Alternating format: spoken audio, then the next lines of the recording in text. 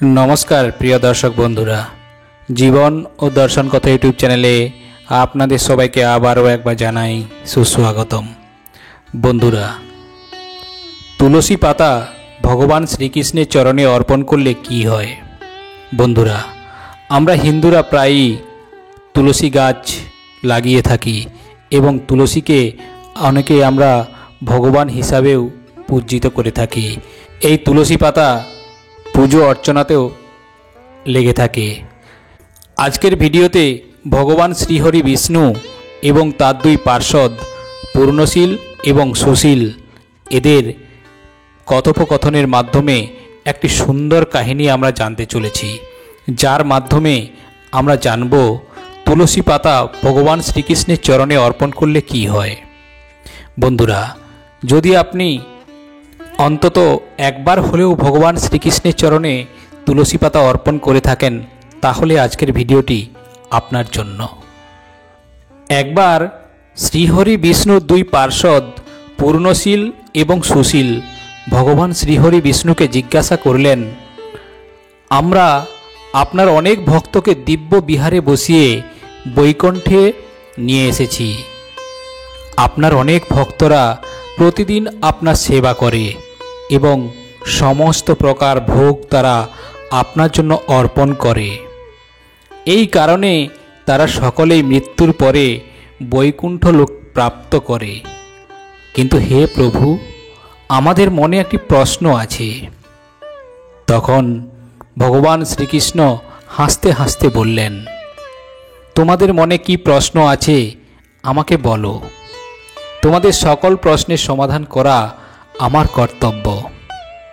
तखन पार्षदरा बोलते लागलो, हे प्रभु आज आमरा दिव्य विमाने चढ़े এই বৈকুণ্ঠ লোকে নিয়ে এসেছি একজন ব্রাহ্মণকে, কিন্তু সেই ব্রাহ্মণ তো আপনার কখনো বিধিপূর্বক সেবা করেনি, আপনার কখনো একাদশী ব্রত পালন করেনি।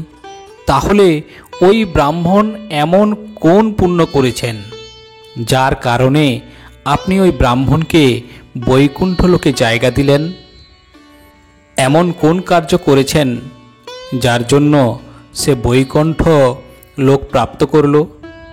হে প্রভু আমরা সেই ব্রাহ্মণের সেই মহান পুণ্য সম্বন্ধে জানতে চাই। তখন শ্রীকৃষ্ণ বললেন, হে আমার প্রিয় পার্ষদরা, তোমরা সঠিক প্রশ্নই করেছ। সেই ব্রাহ্মণ নিশ্চিত রূপে বৈকুণ্ঠ লোক প্রাপ্ত করারই ছিল। এরই কারণে আমি তোমাদেরকে বৈকুণ্ঠ লোকে আনার জন্য আজ্ঞা দিয়েছিলাম। তোমাদের উত্তর দেওয়ার জন্য আমি তোমাদের ওই ব্রাহ্মণের কিছু কথা শোনাতে চাই। এই কথার মাধ্যমে তোমরা তোমাদের সমস্ত প্রশ্নের উত্তর পেয়ে যাবে। তাই তোমরা এই কথা ধ্যানপূর্বক শোনো।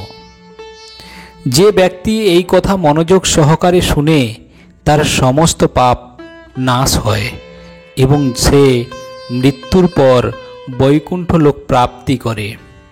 পার্ষদরা বললেন, হে প্রভু আমরা অত্যন্ত ভাগ্যশালী যে আপনার মুখ থেকে আমরা এই পবিত্র কথা শ্রবণ করার জন্য আপনার কৃপা লাভ করেছি। আপনি কৃপা করে আমাদের এই পবিত্র কথা শুনান। আমরা একাগ্র চিত্তে এই পবিত্র কথা শ্রবণ করব। তখন ভগবান শ্রীহরি বিষ্ণু বললেন, প্রাচীনকালে কাশীপুর নগরে চক্রবর্তী রাজা চোল নামে এক সম্রাট বাস করতেন। উনার অধীনে যে সমস্ত দেশ ছিল সেগুলি সকলে চোল নামে বিখ্যাত ছিল। মহারাজ চোল সেই ভূমণ্ডলে রাজত্ব করতে লাগলেন। তার অধীনে সমস্ত প্রজারাই সুখপূর্বক বাস করছিল। মহারাজ চোল অনেক যজ্ঞ সম্পন্ন করেছিলেন, যার কোনো বর্ণনা হয় না। তিনি তাম্রপল্লী নদীর পাশে অনেক আশ্রম এবং কুটির নির্মাণ করেছিলেন। ঋষি মুনিদের জন্য যজ্ঞ এবং অন্যান্য ধার্মিকদের জন্য ধর্মকথা আলোচনার জন্য স্থান বানিয়ে দিয়েছিলেন। এরপর মহারাজ চোল অনন্ত শয়ন নামে একটি নগরে গেলেন। সেখানে ভগবান শ্রীহরি বিষ্ণুর একটি অত্যন্ত সুন্দর মন্দির ছিল। সেই মন্দিরে ভগবান শ্রী বিষ্ণুর অত্যন্ত সুন্দর একটি মূর্তি ছিল। মহারাজা চোল শ্রী বিষ্ণুর অত্যন্ত সেবা করলেন। তিনি রত্ন দ্বারা খচিত সামগ্রী সেই মন্দিরে দান করলেন। এছাড়া তিনি অনেক প্রকার সুগন্ধি ফুল দিয়ে ভগবানের পূজা অর্চনা করলেন। এরপর তিনি ভগবান শ্রীবিষ্ণুর মূর্তিতে ষষ্ঠাঙ্গে প্রণাম করলেন এবং সেখানে ধ্যানে বসে ধ্যান করতে লাগলেন। কিছুক্ষণ পর সেই মন্দিরে একজন ব্রাহ্মণ এসেছিলেন, যে ওই নগরেরই বাসিন্দা ছিল। ওনার হাতে পূজার সামগ্রী এবং একটি তুলসীর ডাল ছিল। ওনার নাম ছিল বিষ্ণুদাস। সেই ব্রাহ্মণ মন্দির দর্শন করে তার সামনে পৌঁছালো এবং সে ভগবান শ্রী বিষ্ণুর পদতলে তুলসী ডাল এবং তুলসী মঞ্জুরি রাখল। মহারাজ চোল প্রথমে যে সোনা মণি মাণিক্য দিয়ে ভগবানের পায়ে অর্পণ করছিল, তা তুলসী ডাল এবং তুলসী মঞ্জুরিতে ঢেকে গেল। এমনটা দেখে মহারাজ চোল অত্যন্ত রাগান্বিত হয়ে গেলেন এবং বলতে লাগলেন, আরে ব্রাহ্মণ, আমি কিছুক্ষণ আগে ভগবান বিষ্ণুর পুজো করেছি, আর তুই এই মূর্তির মধ্যে গাছের পাতা রেখে তা নষ্ট করে দিচ্ছিস। আমার তো তোকে দেখে মূর্খ মনে হচ্ছে। সোনা মণি মাণিক্য আভায় ভগবানকে কত সুন্দর দেখাচ্ছিল, আর তুই এই পাতাগুলো তার উপরে দিয়ে এর শোভা নষ্ট করেছিস। তুই ব্রাহ্মণ হয়েও এতটাও জানিস না যে ভগবান শ্রীবিষ্ণু পুজো কিভাবে করতে হয়। তখন সেই ব্রাহ্মণ বলতে লাগলেন, মহারাজ, আপনি ওইগুলো সম্বন্ধে কিছুই জানেন না। আপনার মনে হয় ধন সম্পত্তির প্রতি অত্যন্ত অহংকার হয়ে গেছে। এরই কারণে তুলসী পাতাকে সামান্য গাছের পাতা বলছেন। তখন মহারাজ বললেন, হে ব্রাহ্মণ, তুই কিসের ভিত্তিতে এত বড় বড় কথা বলছিস? মনে হয় তোর নিজের ভক্তির উপর অনেক অহংকার হয়ে গেছে। যদি ভগবান তোর ভক্তিতে প্রসন্ন হতেন, তাহলে তুই তো এত দরিদ্রই থাকতিস না। মনে হয় তুমি ভগবানকে প্রসন্ন করার জন্য কখনো যজ্ঞ অথবা দান ধ্যান কর্ম করনি। এরই কারণে তুমি এত দরিদ্র হয়ে গেছো। ভগবান বিষ্ণুর কৃপাতেই আমি কাশীপুরের সম্রাট হয়েছি। এরই কারণে আমার কাছে এত ঐশ্বর্য রয়েছে। যদি তোমার ভক্তির উপর এতই বিশ্বাস থাকে, তাহলে আজকের এই ফসলা হয়ে যাক। এই বলে মহারাজ বলতে লাগলেন, হে উপস্থিত সকল ভক্তগণ, সবাই কান খুলে শুনে নিন। আজ এই মন্দিরে আমার এবং এই দরিদ্র ব্রাহ্মণের মধ্যে কে সর্বপ্রথম ভগবান বিষ্ণুর দেখা পায়, সেটাই এখন দেখার বিষয়। এরপর মহারাজ আরও বললেন যে সর্বপ্রথম ভগবান বিষ্ণুর দর্শন পাবে, তাকেই সর্বশ্রেষ্ঠ ভক্ত বলে ঘোষণা করা হবে। এতে সমস্ত লোকেরা জেনে যাবে যে কার মধ্যে কতটা ভক্তি আছে। এরপর ওই ব্রাহ্মণ মহারাজ চলের প্রস্তাব মেনে নিল এবং সে বাড়ি ফিরে চলে গেলেন এবং মহারাজ চোল ও তার রাজ্যে ফেরত গেলেন। এরপর মহারাজা চোল মহর্ষি উদ্গমকে ডেকে আনেন এবং বড় যজ্ঞের নির্মাণ করলেন। এরপর সমস্ত ঋষিগণ ও ঋষি উদ্গমও সেই যজ্ঞের স্থানে আসলেন। তারা সকলে মিলে বৈষ্ণব যজ্ঞের আরম্ভ করলেন। মহারাজ অনেক ধন সম্পত্তি এবং অর্থের খরচ করলেন, অনেক ভক্তদের ভোজন করালেন এবং অনেক দান ধর্ম করলেন। এদিকে সেই দরিদ্র ব্রাহ্মণ বিষ্ণু দাসও নিজের ঘরে ফিরে এলেন এবং ঘরে ঢুকেই ভগবান বিষ্ণুর পূজা করতে লাগলেন। তার ঘরের সামনে অনেক তুলসী গাছ লাগানো ছিল। সে সেই তুলসী গাছগুলোকে প্রতিদিন সেবা করতেন। রোজ সকালে ঘুম থেকে উঠে স্নানাদি সম্পন্ন করে তুলসী গাছে জল দিতেন এবং বিভিন্নভাবে তুলসী গাছের সেবা করতেন। প্রতি বৃহস্পতিবার সে গাভীর কাঁচা দুধ তুলসী গাছে অর্পণ করতেন। উঠতে বসতে হাঁটতে চলতে তিনি ভগবান বিষ্ণুর নাম স্মরণ করতে লাগলেন। সেই ব্রাহ্মণ তার দুয়ারে আসা সমস্ত প্রাণীর মধ্যেই ভগবান বিষ্ণুকে দেখতে পেতে লাগলেন। এইভাবে মহারাজ জোল নিজের বাড়িতে যজ্ঞের অনুষ্ঠান করতে লাগলেন এবং সেই দরিদ্র ব্রাহ্মণ তুলসী গাছে জল অর্পণ ও বিভিন্নভাবে সেবা এবং ভগবান বিষ্ণুর নাম জপ করতে লাগলেন। এইভাবে কিছুদিন কেটে যাওয়ার পর একদিন নিজের প্রতিদিনের কাজকর্ম সেরে ভোজন নির্মাণ করলেন এবং তুলসীতে জল অর্পণ করার জন্য তিনি বাইরে চলে গেলেন। এবং তিনি যখন বাড়ি ফিরে গেলেন তখন তিনি দেখতে পেলেন তার ভোজনকে চুরি করে নিয়েছে। বিষ্ণুদাস দেখলেন তার ঘরের মধ্যে ভোজন নেই, যেটা তিনি কিছুক্ষণ আগে ভোজন নির্মাণ করেছিলেন। কিন্তু তারপর সে আর দ্বিতীয়বার ভোজন নির্মাণ সেই দিন করলেন না, কারণ সন্ধ্যাকালীন পুজো করার জন্য তার সময় হয়ে যাচ্ছিল। এর ফলে সে সেদিন ক্ষুধার্ত রয়ে গেলেন। দ্বিতীয় দিন তিনি আবার ভোজন নির্মাণ করলেন এবং তাতে তুলসী পাতা রেখে তুলসী গাছে জল দেওয়ার জন্য বাইরে চলে গেলেন। এই দিনও কেউ তার ভোজন চুরি করে নিয়েছিল। বিষ্ণুদাস যখন ঘরে আসছিলেন তখন তিনি দেখলেন তার নির্মাণ করা ভোজন আর সেখানে নেই। তো বন্ধুরা, এইভাবে 7 দিন পর্যন্ত তার ভোজন চুরি হয়ে যাচ্ছিল। এই ঘটনায় বিষ্ণুদাস অত্যন্ত বিস্মিত হলেন এবং ভাবতে লাগলেন যে কে রোজ তার ভোজন চুরি করে নিয়ে যাচ্ছে। আমি ক্ষেত্র সন্ন্যাস নিয়ে এই বনে নিবাস করছি, এখন আমি এই গৃহ ত্যাগ করতে পারবো না। এখন এইভাবে প্রতিদিন ক্ষুধার্ত থেকে আমি কিভাবে বা কতদিন থাকতে পারবো, কিভাবে আমি জীবন কাটাবো, এইসব তিনি ভাবতে লাগলেন। যদি এই প্রকারে চলতে থাকে তাহলে তো আমার মৃত্যু হয়ে যাবে। এবং তিনি ভাবলেন, আজকে আমি স্বয়ং নিজে আমার বানানো ভোজন রক্ষা করব। আমি দেখতে চাই কে এসে আমার ভোজন চুরি করে নিয়ে যাচ্ছে। এরপর সেই ব্রাহ্মণ প্রতিদিনের মতো সেদিনও ভোজন নির্মাণ করলেন এবং একটু দূরে দাঁড়িয়ে লুকিয়ে দেখতে থাকলো কে এসে আমার ভোজন চুরি করে নিয়ে যায়। এরই মধ্যে একজন জীর্ণ শীর্ণ চণ্ডাল সেখানে এসে উপস্থিত হলো এবং ব্রাহ্মণের দ্বারা নির্মিত সেই ভোজন চুরি করতে লাগলো।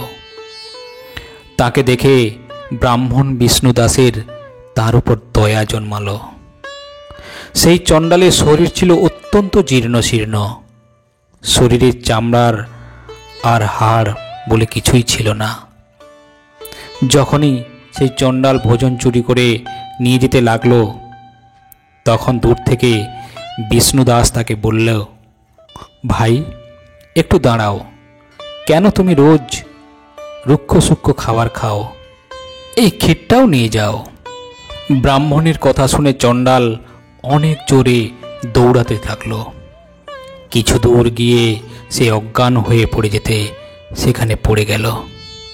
তাকে অজ্ঞান হয়ে পড়ে থাকতে দেখে বিষ্ণুদাস তার সামনে গেল এবং তার মুখে জল দিল। এরপর যখন সেই চণ্ডাল উঠে বসল তখন বিষ্ণুদাস তাকে জিজ্ঞাসা করলেন, হে ভাই, তুমি কোথা থেকে এসেছ? তোমাকে তো আগে আমি দেখিনি, তোমাকে দেখে তো অত্যন্ত দরিদ্র দেখাচ্ছে। যদি তোমার ভোজনের দরকার ছিল তাহলে আমাকে একবার বলতে পারতে, আমি আমার সমস্ত ভোজন তোমাকে দিয়ে দিতাম।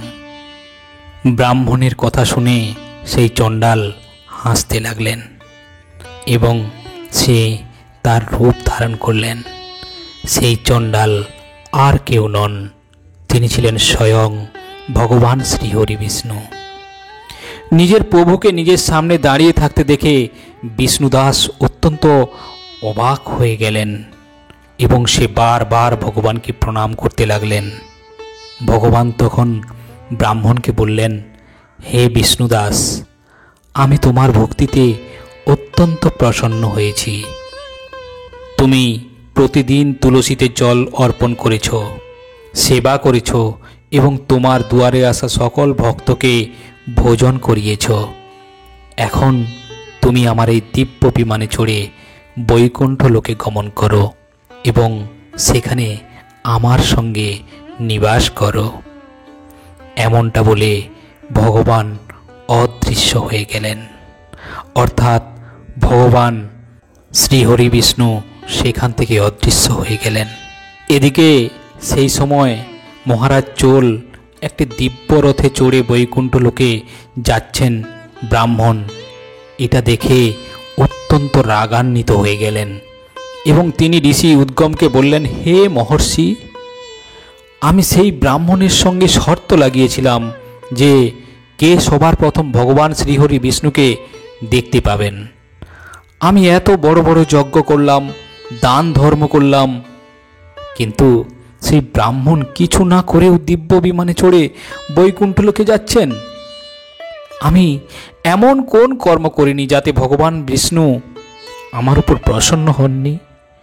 আমি তো বিধিপূর্বক ভগবানের সেবা করেছি, যজ্ঞ করেছি, সমস্ত ব্রাহ্মণদের দান ধর্ম করেছি, কিন্তু এখনও তো ভগবান আমার উপর প্রসন্ন হলেন না। এর ফলে আমার এখন মনে হচ্ছে যে ভগবান শুধুমাত্র দান ধর্মেতে প্রসন্ন হন না, সেই ব্রাহ্মণ হয়তো আমার থেকে বড় কোনো কর্ম করেছে, যাতে করে সে প্রভুর দর্শনের অধিকারী হয়েছেন। এমনটা বলে মহারাজ নিজে নিস্তব্ধ হয়ে গেলেন এবং তিনি নিজের প্রাণ ত্যাগ করার জন্য মনস্থির করলেন। তিনি তার সিংহাসন ত্যাগ করলেন এবং তার কোনো সন্তান ছিল না। তিনি আজীবন ব্রহ্মচর্য ব্রত পালন করেছিলেন। এরই কারণে তিনি তার ভক্তিপুত্রকে সিংহাসনে বসিয়ে দিলেন এবং তারপর তিনি যজ্ঞের অগ্নিতে ঝাঁপ দিতে উদ্যত হলেন। এমন সময় দেবর্ষি নারদ সেখানে নারায়ণ নারায়ণ বলে উপস্থিত হলেন এবং তিনি মহারাজকে আটকে দিলেন। মহারাজ চোল নারদ মুনিকে বললেন, হে মুনিবর, আজকে আপনি আমাকে আটকাবেন না। আমার জন্ম বিফল হয়েছে, আমার সমস্ত যজ্ঞ পুজো ভক্তি বিফলে গিয়েছে। আমি সারা জীবন ভগবান শ্রীহরি বিষ্ণুর পুজো করলাম, যজ্ঞ দান ধর্ম আমি অনেক প্রকার কর্ম করলাম, কিন্তু ভগবান শ্রী বিষ্ণু ওই ব্রাহ্মণের উপর সন্তুষ্ট হলেন। আমার নিজের উপর ধিক্কার দেওয়া উচিত, আমি আমার প্রভুকে সন্তুষ্ট করতে পারিনি। এই বলে মহারাজ নিস্তব্ধ হলেন। কিছুক্ষণ পর দেবর্ষি নারদ বললেন, হে মহারাজ, আপনার দ্বারা ভগবান বিষ্ণু অত্যন্ত সন্তুষ্ট হয়েছেন। আপনি এখনো ভগবানের দর্শন পাওয়ার মতো কোনো কর্ম করেননি। তখন মহারাজ বললেন, হে মুনিবর, আপনি আমায় বলুন এমন কোন কর্ম আছে যেটা করলে ভগবান বিষ্ণু আমার উপর প্রসন্ন হবেন এবং আমাকে দর্শন দেবেন। হে মুনিবর, আমার পূজায় এমন কোন জিনিসের অভাব ছিল যে ভগবান দর্শন দিলেন না আমায়?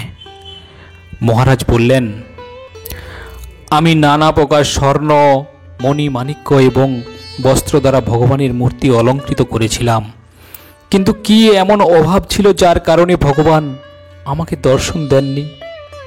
তখন নারদ মুনি বললেন, হে মহারাজ, আপনি ভগবান বিষ্ণুকে প্রাপ্ত করার জন্য সমস্ত কর্মই করেছেন, কিন্তু একটি মাত্র জিনিস ভগবানের পুজোয় আপনি অর্পণ করেননি। এরই কারণে ভগবান বিষ্ণু আপনার দর্শন দিচ্ছেন না। আপনি ভগবানকে তুলসী অর্পণ করেননি, আর সেই ব্রাহ্মণ যখন তুলসী অর্পণ করেছিলেন, আপনি তুলসী পাতাকে সাধারণ পাতা বলে অপমান করেছিলেন। ভগবান শ্রী বিষ্ণু তুলসী পাতা ছাড়া সন্তুষ্টই হন না।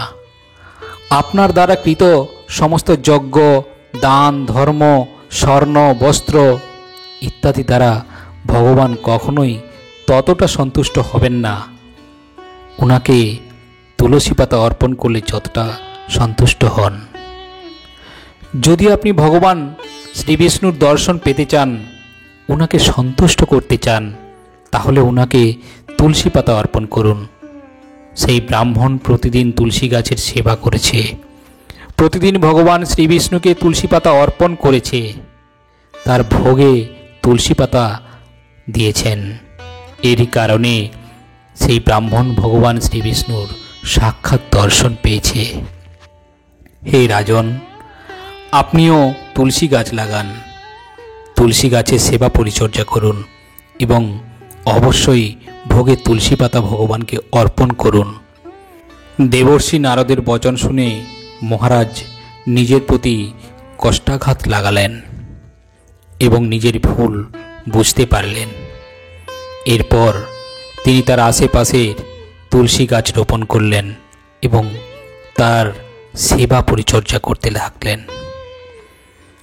ভগবানের ভোগে তুলসী পাতা অর্পণ করতে লাগলেন, যার ফলে তার সমস্ত দোষ সমাপ্ত হলো এবং একদিন ভগবান শ্রীহরি বিষ্ণু মহারাজ জলকে দর্শন দিলেন। নিত্যকাল পর্যন্ত তিনি বিষ্ণুলোকে নিবাস করতে লাগলেন। এইভাবে ভগবান শ্রী বিষ্ণু তার পার্শ্বদের বললেন, তুলসী আমার খুব প্রিয়, তুলসী দ্বারা ভোগ অর্পণ করলে আমি অত্যন্ত প্রসন্ন হই।